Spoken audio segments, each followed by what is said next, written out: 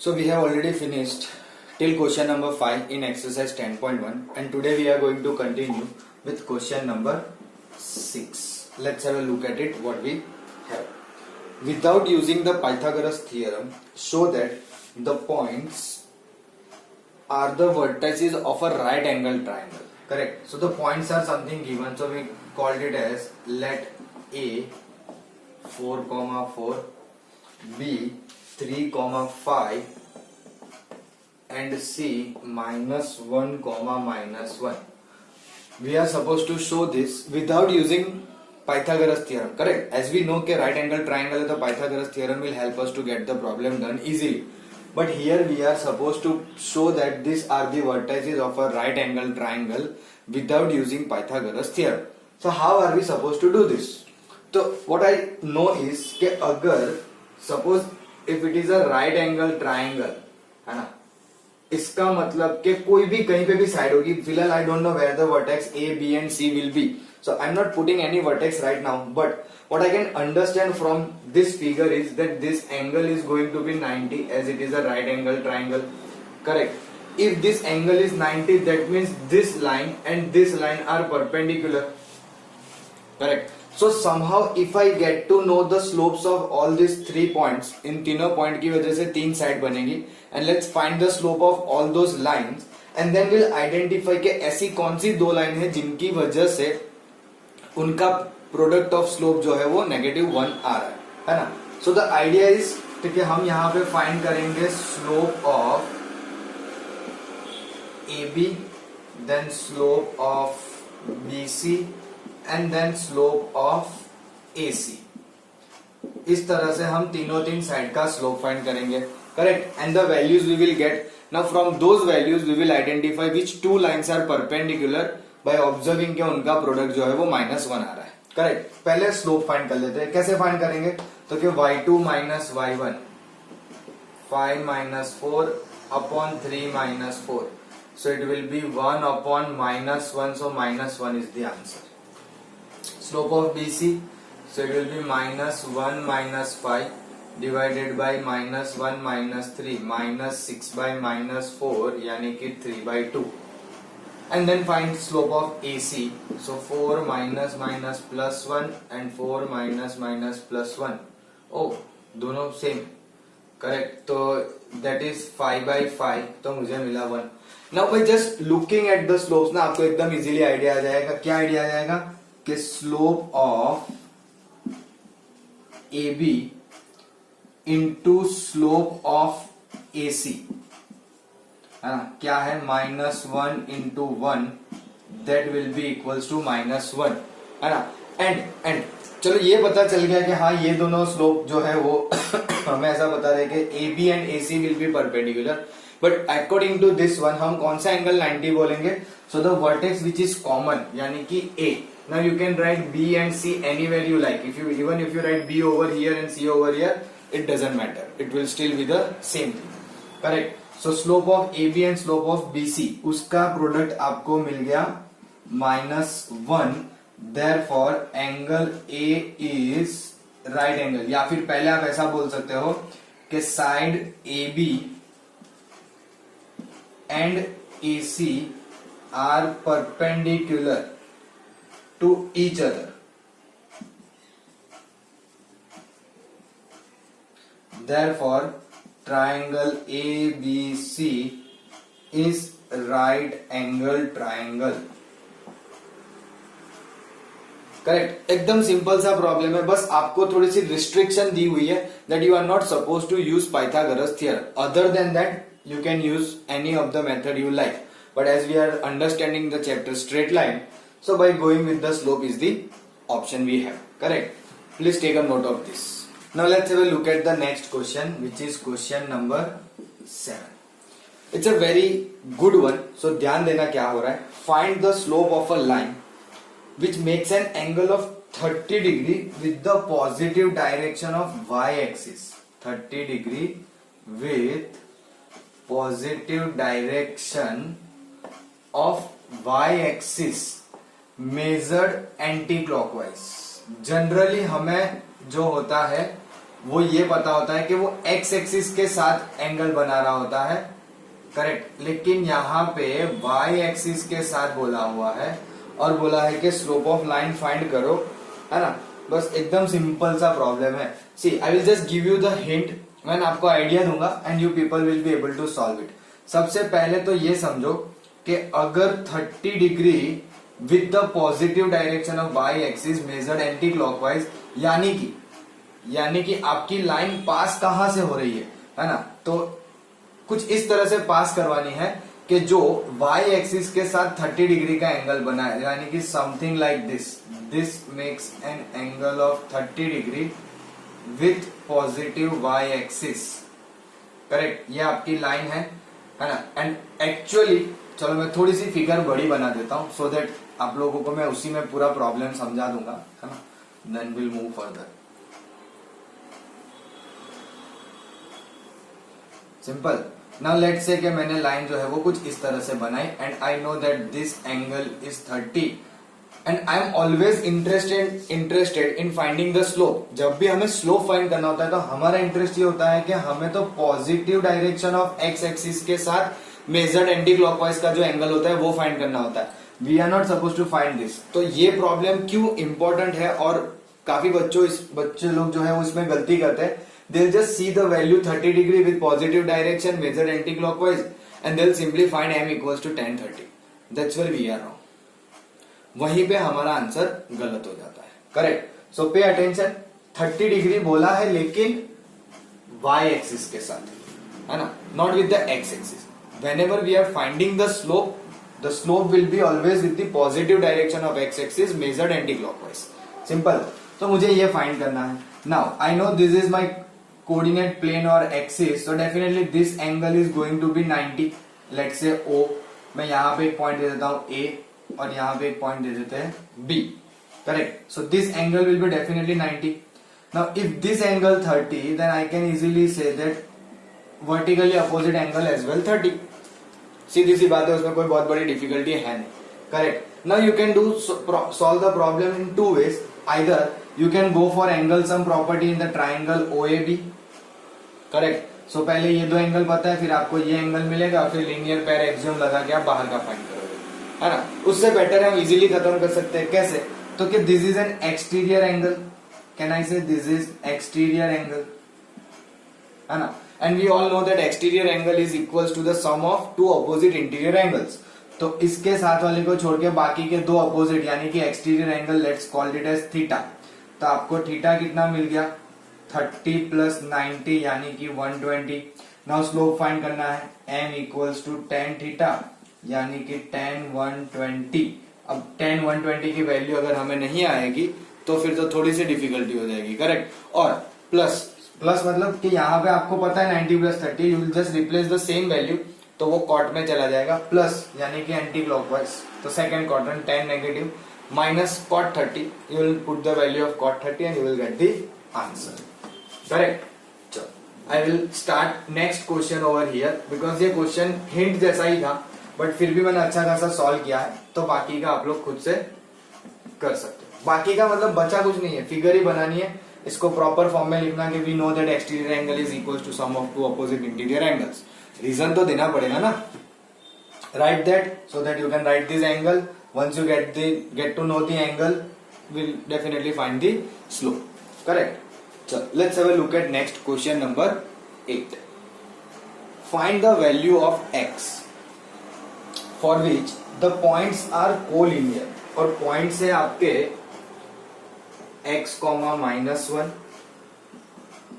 2, 1 and 4, 5, है ना। So this are the points we have. तो हम एक काम करते हैं, इनको नाम दे देते हैं कि let's say this is A, this is B and this is C. So A, B, and C are 3 points which are collinear.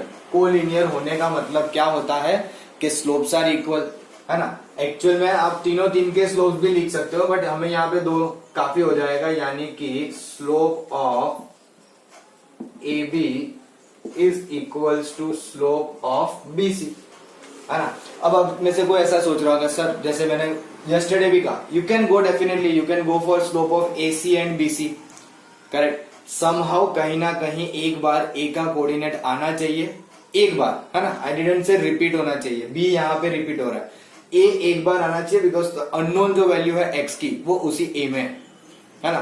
तो आएगा ही डेफिनेटली, ऐसा तो कभी हो ही नहीं सकता कि वो मिस हो जाएगा। आप कोई भी तीनों में से केस ले लो, at one point it will come, simple.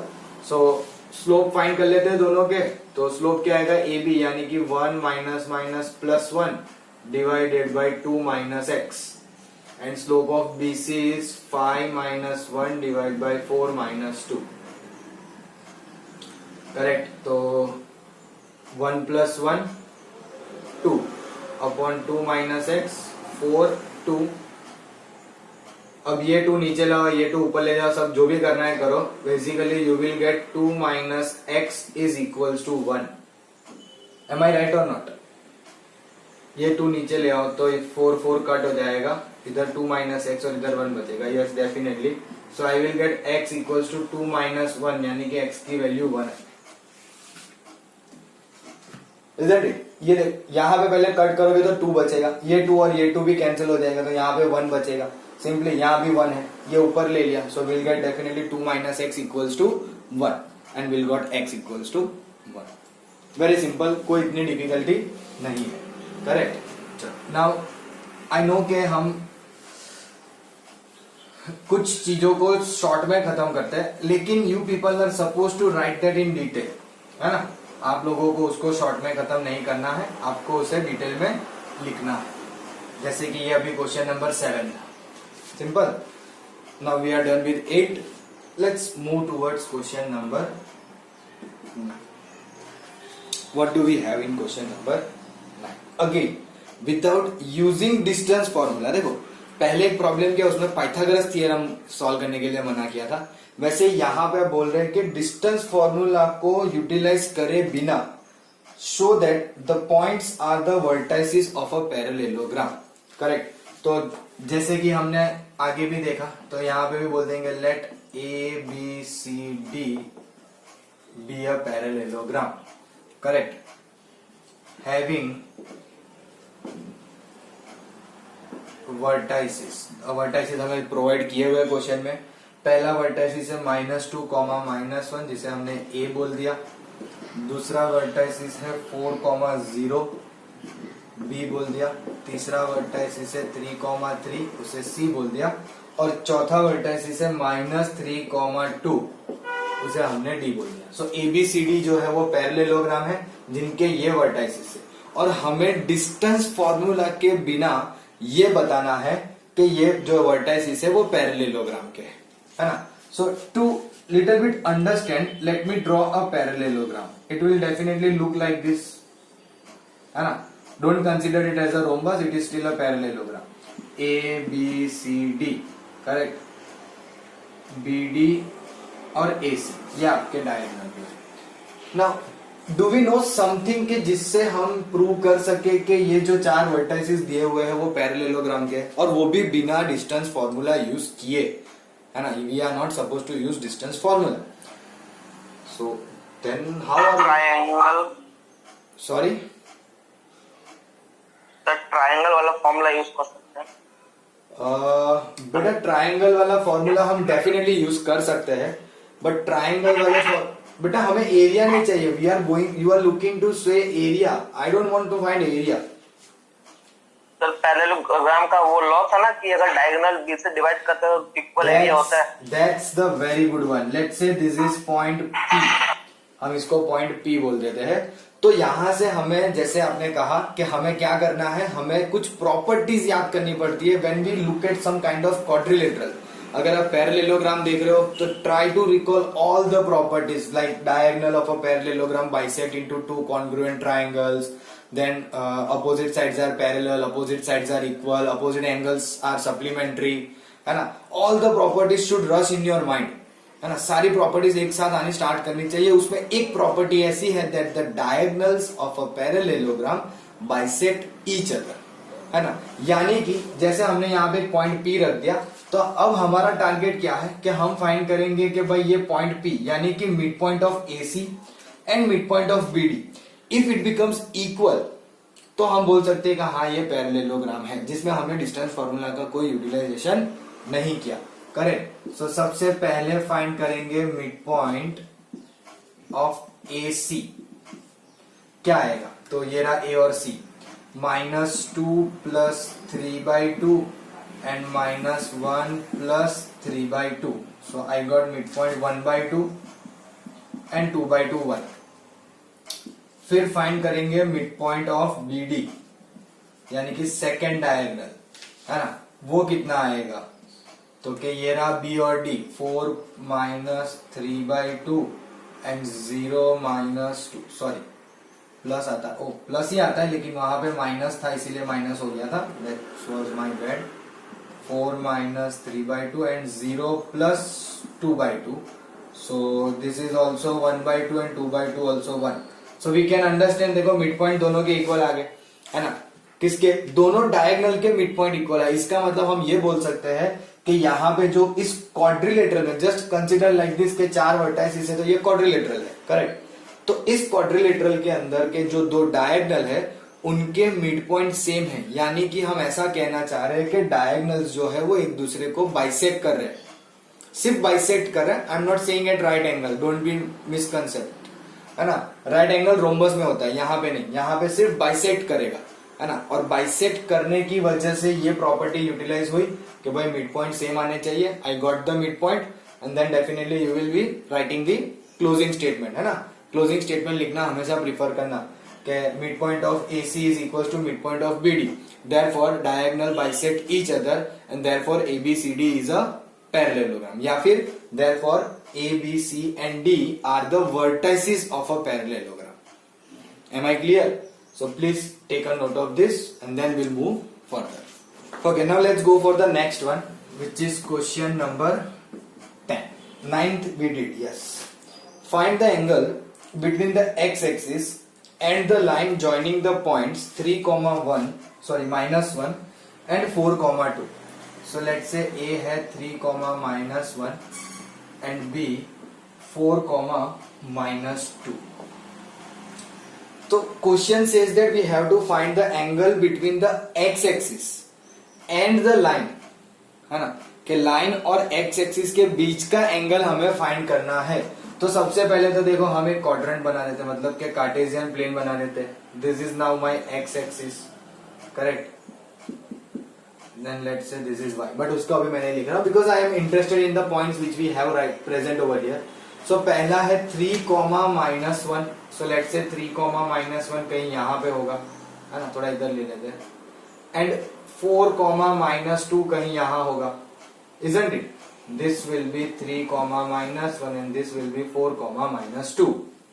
अब ये दोनों पॉइंट को अगर मैं ज्वाइन करूं तो फिलहाल तो मुझे ऐसा दिख नहीं रहा है कि वो एक्स एक्सिस को कहीं पे कट कर रही है ना, यानी कि पहले एक काम करते हैं कि इस दोनों पॉइंट में से एक लाइन बनाते हैं, है ना। आप लोग स्ट्रेट बनाने की ट्राई करना, मेरी थोड़ी टेढ़ी मेढ़ी चल जाती है ना।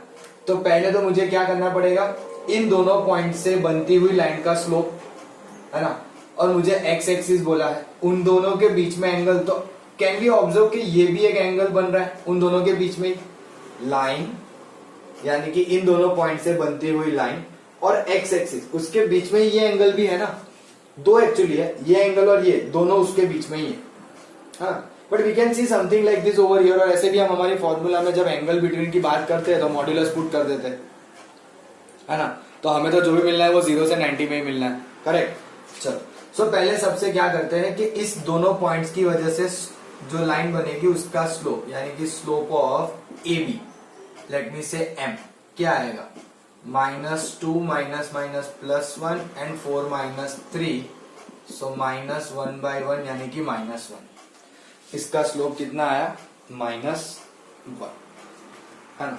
अब ये जो लाइन है ना, ये लाइन एक्स एक्सिस के साथ लेट मी से एंगल बना रही है थीटा, एक्स एक्सिस के साथ एंगल बना रही है थीटा, तो आई कैन डायरेक्टली से ना कि tan थीटा इज -1/1, यानी कि ये जो -1/1 है मैंने उसे ही यहाँ पे कुछ इस तरह से रिप्रेजेंट किया कि when I pass a line through this 2 point, it will be something like this, है ना, जो एक्स एक्सिस के साथ, positive direction of x axis के साथ measured anti clockwise angle theta बना रही है ना। इसका मतलब कि ये जो स्लोप मिला इस लाइन का, that will be tan theta equals to -1/1, and if it is -1/1, ध्यान से सुनना, और माइनस जो है वो ऊपर है, ऊपर यानी कि y का कोऑर्डिनेट, है ना। अब y का कोऑर्डिनेट नेगेटिव कहां आता है? In the third as well as fourth quadrant. ये कुछ जो मैं समझाने की ट्राई कर रहा हूं, थोड़ा समझना। माइनस यहां पे है और नीचे पॉजिटिव है, यानी कि y coordinate is negative, x coordinate is positive, यानी कि आपका जो ये एंगल है थीटा जो है वो कहां लाई कर रहा है? फोर्थ क्वाड्रेंट में। Your theta, because of this value -1/1, your theta lies in fourth quadrant. सीधी बात है, correct. So we can easily say that tan theta जो है वो -1 है ना। इसको सिंप्लीफाई करेंगे तो कैसे करेंगे? तो कि tan theta equals to -tan45। लेकिन हम तो यहाँ पे कुछ इस तरह से सोच रहे हैं ना कि भाई चलो पहले इसे सॉल्व कर लेते हैं। अब ये -tan45 कब आएगा? तो इट विल बी 180 -45, यानी कि tan theta equals to tan 135। तो थीटा कितना आया? 135 डिग्री। ऐसे देख के आपको पता चल रहा है, देखो ये थीटा जो है वो 90 से ज्यादा है, यानी कि ऑब्ट्यूज एंगल बना रहा है ना। और ऑब्ट्यूज एंगल के साथ साथ दूसरी ये भी चीज पता चलती है कि स्लोप जो है वो नेगेटिव है, तभी ऑब्ट्यूज एंगल बनेगा ना, अदरवाइज स्लोप पॉजिटिव आएगा। If slope is negative that means it makes an angle of more than 90 with the positive direction of x axis measured anti clockwise. अब शायद आप में से किसी ने ऐसा सोचा होता कि सर मुझे ये थीटा नहीं चाहिए, मुझे यहाँ पे ये एंगल फाइंड करना है, I want to find this angle, तो वो भी मिल जाएगा, कोई बहुत बड़ी बात नहीं है। उसके लिए आपको यहां से हल्का सा चेंज करना है, जैसे कि tan थीटा है -tan45, है ना। तो अगर हम ये एंगल फाइंड कर रहे हैं which looks like in the fourth quadrant, तो ये हो जाएगा आपका कुछ इस तरह से tan theta equals to tan -45, है ना। तो थीटा विल बी -45 डिग्री। अब डेफिनेटली ना, आप देखो क्लॉकवाइज आ रहे हो, यहां से नीचे आ रहे हो, तो ये एंगल आपका -45 डिग्री ही होगा एंगल। हाँ, वो अलग बात है कि हम कभी भी लिखेंगे तो ऐसा नहीं लिखेंगे, तो यहां से नेगेटिव हटा के क्या बोल देंगे? Measured clockwise, measured clockwise. इसी चीज को अवॉइड करने के लिए हम हमेशा ट्राई करेंगे कि एंटी क्लॉकवाइज डायरेक्शन में ही एंगल मेजर करें।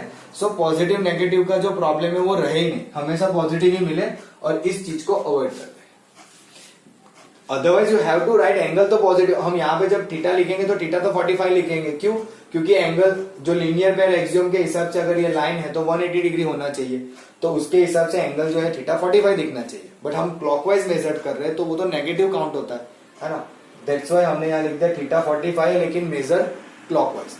इसीलिए इस चीज को अवॉइड करके आप ये बेटर तरीके से कर सकते हो। एम आई क्लियर, है ना। चलो आगे बढ़ते हैं। फिलहाल मैं ये साइड का जो पोर्शन है वो रफ कर देता हूं, because we don't need this, है ना। बाकी का जो है वो आप लोग स्क्रीनशॉट ले सकते हो, and let me rough the figure as well. देखो मैं ट्राई कर रहा हूं कि in all the problems I will draw the figure, है ना, because figure helps us to understand in a good वे।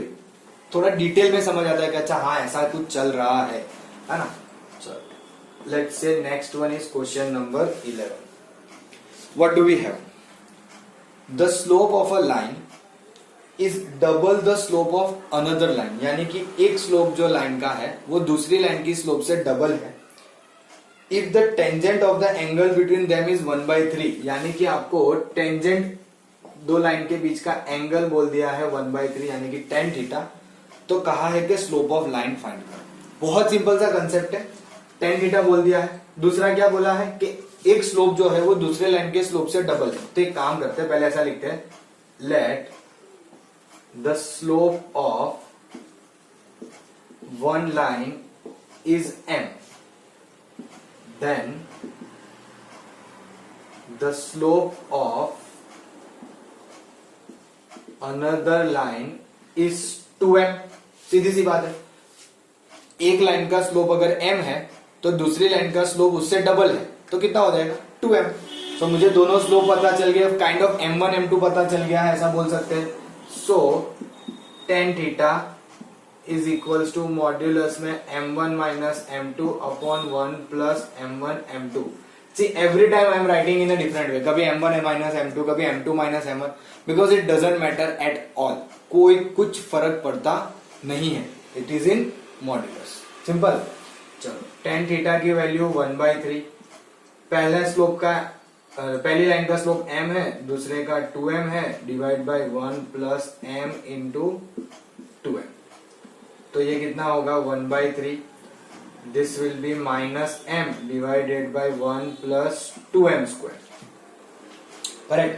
अब जैसे ही मॉड्यूलस हटाना है तो हमें राइट हैंड मतलब कि दूसरी साइड पे प्लस और माइनस करना पड़ेगा. So we will get two term, minus m upon 1 plus 2m square equals to plus और माइनस 1/3. तो एक बार में हम लिखेंगे प्लस 1/3 एंड दूसरी बार के लिए लिखेंगे 1 plus 2m square equals to minus 1/3. ना मैं आप पे इतना भरोसा तो कर ही सकता हूं कि आप इन दोनों इक्वेशन को सॉल्व करके मुझे डेफिनेटली जो रिक्वायर्ड स्लोप है वो फाइंड करके दे दो, है ना. अब देखो क्वेश्चन में बोला है find the slope of the lines, है ना. यानी कि अगर इसमें से आपको m की वैल्यू मिलती है तो आपको 2m वाला टर्म भी करना है. यानी कि slope of one line is m है तो another line is 2m also there. तो वो आप लोग इजीली कर सकते हो. मैं एक साइड की इक्वेशन थोड़ी सी आपके लिए सॉल्व कर देता हूं. So it will be minus 3m is equals to 1 plus 2m square, यानी कि 2m square plus 3m plus 1 equals to 0. So I guess 2 1 2 is the only factor possible, है ना. So 2m square plus 2m plus m plus 1 equals to 0. तो हमें क्या मिलेगा यहाँ पे 2m प्लस 1 और m प्लस 1. सो यहां से m की वैल्यू -1/2 और m इक्वल्स टू -1. ध्यान से समझना, हमने जब एक साइड का सॉल्व किया तो हमें दो वैल्यूज ऑफ m मिली है. तो for both the values of m we have to find slope of another line, है ना. तो m की वैल्यू -1/2 और -1 दो बार यहां से मिली, वैसे दो बार आपको यहां से भी मिलेगी. That means there will be total 4 values of m and correspondingly 4 values of 2m. 4 value आपकी m की मिलेगी. स्लोप पहली लाइन का स्लोप जो हमने m लेट किया हुआ है वो आपको 4 वैल्यू देगा. कैसे? तो कि यहां से आपको 2 मिली. जस्ट ऑब्जर्व दिस ना, -1/2 और -1. करेक्ट. वैसे जब आप इसे सॉल्व करोगे that will also give you 2 more slopes value, यानी कि m की और 2 वैल्यू मिलेगी. So we got total 4 values, 2 here and 2 from this one. And we have to find the corresponding values of another line, slope of another line which is 2m. वो भी आपको find करना पड़ेगा. यू कांट निग्लेक्ट दैट, है ना. अगर मुझे यहाँ m और m मिल चुके हैं तो पहले लिखेंगे फॉर m इक्वल्स टू -1/2, है ना. For m equals to -1/2, 2m is equals to 2 into -1/2 यानी कि -1. दैट इज डिफरेंट के भले -1/2 से इसका -1 आए, वो सब कोई मतलब नहीं है. फिर उसी तरह से m equals to -1, so 2m equals to 2 into -1 तो -2. इस तरह से आपको 2 फाइंड किए मैंने करके दिए. ये साइड वाली इक्वेशन आपको खुद से सॉल्व करनी है और आपका जो भी आंसर आए वो मुझे आपको मुझे कमेंट सेक्शन में बताना है. Give your answer in comment section कि आपको इस दूसरी इक्वेशन को सॉल्व करते हुए स्लोप्स क्या मिल रहे हैं. करेक्ट. चलो please take a note of this problem because it is very very very important. Now let's have a look at question number 12. What do we have? A line passes through x1, y1 and h, k. If slope of the line is m, यानी कि line का slope m है, तो show that k minus y1 equals to m into h minus x1. Now this is very very very easy problem, but yes ये जो form देख रहे हो ना, ये हम फ्यूचर में यूज करने वाले हैं इन दिस चैप्टर, है ना। आई शो यू किस तरह से यूज करेंगे in the later on class, but फिलहाल मैं आपको ये फाइंड करके दे देता हूं कि क्वेश्चन ने ऐसा कहा है कि एक लाइन है जो पास हो रही है इन दोनों पॉइंट में से, जिसका स्लोप m है ना, और बोला कि ये शोडेड करके दो। क्या करोगे तो कि भाई चलो 2 पॉइंट पता है तो I can easily find the slope y2 minus y1 upon x2 minus x1, correct. So let से पहले तो इन पॉइंट को नाम दे देते हैं, let the given points be a x1 y1 and b h k। तो slope of line AB is m, और कितना आएगा slope, k minus y1 equals to h minus x1। ध्यान से देखो सम हो चुका है, बस सिंपली h माइनस x1 यहां पे दे दो, so it will be k minus y1 equals to m into h minus x1। ये हमें शो दैट करने बोला था। कितना हैवी सम था कि है कि नहीं। सिंपली स्लोप की जो फॉर्मूला है 2 पॉइंट की वो लगाई और क्रॉस मल्टीप्लाई कर दिया, आपका आंसर आ गया, इजंट इट। चलो it was very simple, but ठीक है, हो जाएगा, आप लोग समझ सकते हो। आगे बढ़ते हैं। If 3 points h, 0, a, b and 0, k. So let's say these are a, b and c, है ना, और ऐसा बोला है lie on the same line. So let a, b and c are points lie on a line. तो कुछ show that करने कहा है, a by h plus b by k equals to 1, something like this. ये हमें find करना है, a by h plus b by k equals to 1, है ना। और कहा क्या है कि this 3 points are lie on a line, तो शो दैट के a by h plus b by k equals to 1। Now if 3 points are on the same line, यानी कि collinear, and if they are collinear that means their slopes are equal. Slopes किसके किसके होंगे, तो देखो basically हम ऐसा बोल सकते हैं कि slope of AB is equals to slope of BC, है ना, and that will be also equals to slope of AC। But यहां पे भी हम इसी दोनों को कंपेयर करके ट्राई करते हैं कि आ जाएगा कि नहीं आएगा, क्योंकि देखो A, B और C सारे कोऑर्डिनेट्स यूज तो हो ही गए हैं। Let's see whether we are able to get it और नॉट। तो पहले स्लोप ऑफ AB यानी कि ये B minus 0 divided by a minus h. अजीब काम है, a माइनस एच और यहाँ पे a बाई एच चाहिए, कोई नहीं, ट्राई करेंगे और क्या। इज इक्वल्स टू BC का स्लोप जो होगा वो k minus B divided by 0 minus A. ओहो, अब इसे कैसे सॉल्व करोगे, तो देखो एक चीज मुझे क्लियर दिख रही है कि यहाँ पे b है, यहां से a जा रहा है, लेकिन मैं पॉजिटिव a ले लेता हूं सिंपली, है ना, और माइनस जो बचा है यहां पे नीचे वो मैं इसे प्रोवाइड कर दूंगा। So this will become h minus A into के माइनस बी। ठीक ठाक दिख तो रहा है, लेट्स स्टिल थिंक के क्या करें। अच्छा अब देखो यहां पे मुझे कुछ ऐसा पता चल रहा है कि AB का प्रोडक्ट है h माइनस ए के माइनस बी। मैं इन दोनों ब्रैकेट को मल्टीप्लाई कर दूं, what do you think, let's multiply this bracket, but उसमें h और k आ जाएगा, तो फिर वो h और k का क्या करेंगे, है ना। चलो मल्टीप्लाई करते हैं, क्योंकि उसके अलावा तो कोई ऑप्शन है नहीं फिलहाल। देखते हैं फिर क्या होता है। AB H K minus B H minus A K plus A B, तो A B get cancelled and we are left with A K plus B H equals to H K. देखो ये दोनों नेगेटिव है, मैंने left hand side पे ले लिया, positive हो गया, और राइट हैंड साइड पे एच के।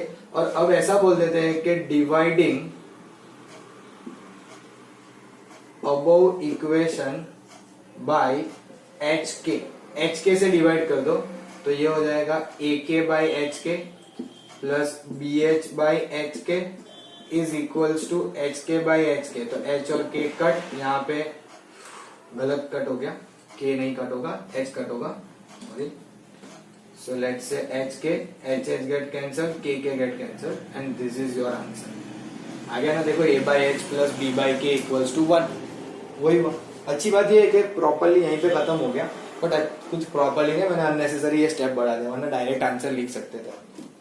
Correct. So this is how question number 13 is solve.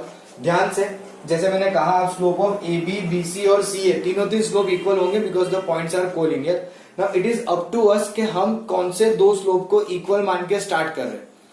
तो हो सके उतने सारे प्रॉब्लम्स में जब भी कोलिनियर की बात करो या points are on the same line, तो ए बी और बी सी के स्लोप से पहले शुरुआत करो। Check whether from this you are able to get it और नॉट। अगर समटाइम्स ऐसा हो कि इससे नहीं हो रहा है, देन गो फॉर शायद स्लोप ऑफ बीसी और एसी या फिर slope of AB and AC. But first of all always go with this two equal and you mostly you will be able to get it, है ना। कोई इतनी difficulty होगी नहीं। अगर ये थोड़ा कंफ्यूजन मत करना, ऐसे है अलग, सिंपल। सो यहाँ पे हुआ आपका क्वेश्चन नंबर 13 भी खत्म। Please take a note of this and will move further.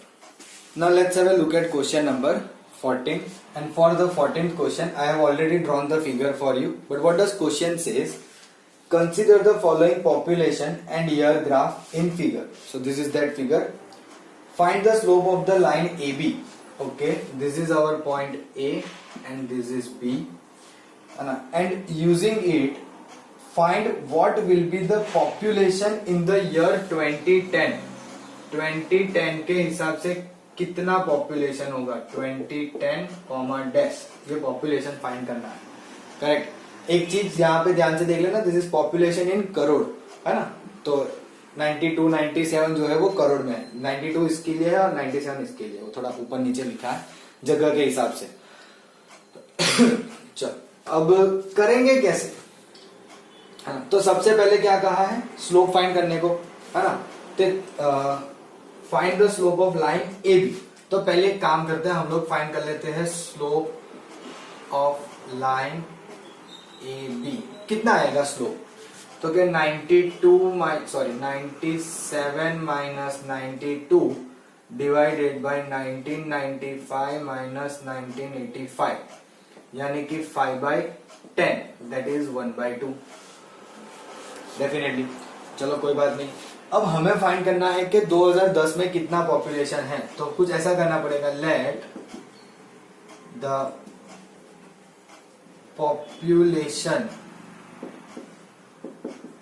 In the year 2010 be k, है ना, के करोड़। जैसे कि यहां पे बोला है के करोड़। लेकिन द रियल कंसेप्ट इज कि हमें ये कैसे पता चलेगा कि भाई ये यहीं पे आएगा। Why that coordinate 2010 comma dash that will lie definitely on this graph. तो क्योंकि बोला ऐसा है कि आपका फॉर्म देखो, consider the following population and year graph in figure. In figure बोला यानी कि ये जो ग्राफ है वो लीनियरली इंक्रीज हो रहा है, and if it is linearly increasing तो हम हर साल की जो भी पॉपुलेशन ग्रोथ होगी वो इसी कर्व पे रखते जाएंगे, है ना। कि 2000 में जो होगा वो यहाँ पे 2005 2010, इसी की वजह से वो पॉइंट जो है जिसको हम बोल देंगे सी, लेट्स से, वो हमारे लिए इसी कर्व पे रहेगा। सिंपल। सो ये हो गया। तो इसकी वजह से हम बोल सकते हैं कि therefore A B and C are collinear, therefore slope of A B is equals to slope of BC. Slope of A B already हमने फाइंड किया है हाफ। स्लोप ऑफ बीसी कितना मिलेगा, तो हमने इसको बोला के, दिस इज अवर कोऑर्डिनेट सी, है ना। तो कितना हो जाएगा, के माइनस 97 डिवाइडेड बाय 2010 माइनस 1995, तो 1/2 के माइनस 97 और ये होंगे 15 साल। सो this will become something like this, 15 equals to 2k minus 3 on 3 6, sorry 6 बोला तो वहां 6 लिख दिया, 6 माइनस करना है यानी कि 194। तो 2k कितना होगा 194 प्लस 15 कितना होगा 194 प्लस 15 195 तो 210 209 है ना तो k विल बी 209/2 यानी कि 104.5 कितना पॉपुलेशन होगा इन द ईयर 20 के यहाँ पे 104.5 करोड़ पॉपुलेशन होगा इन द ईयर 2010 है ना। जैसे कि आपको आज के दिन में पता ही है कितना पॉपुलेशन इन आवर कंट्री तो बस ये उसी को थोड़ा सा रिप्रेजेंट कर रहा है थोड़ा थोड़ा not exactly because we have more than 104 crore है ना कहीं कुछ ज्यादा ही है उससे आवर कंट्रीज पॉपुलेशन बट या तो देखो ऐसे प्रॉब्लम जब हम सॉल्व करते हैं ना तो we are suppose to solve with the help of a collinearity property कि जिससे हम स्लोप इक्वल बोल के कर सकते हैं कि भाई हाँ वहां पे इतना पॉपुलेशन होगा लेकिन जो अंडरस्टैंडिंग पार्ट है वो क्या है कि आपको ये समझना है कि ये जो ग्राफ दिया हुआ है वो आपको एक लीनियर फंक्शन के फॉर्म में दिया हुआ है करेक्ट जिसकी वजह से ही हम इनको कोलिनियर कंसीडर करके स्लोप इक्वल कर सकते हैं otherwise we can't do something like this correct so I guess this was the last problem from the exercise है ना so will stop here only but आप लोग यहाँ पे इसका एंड स्टेटमेंट लिख लेना है ना कि the population in the year 2010 is 104.5 crore. Simple. So you can take a note of this and we'll see you in the next class.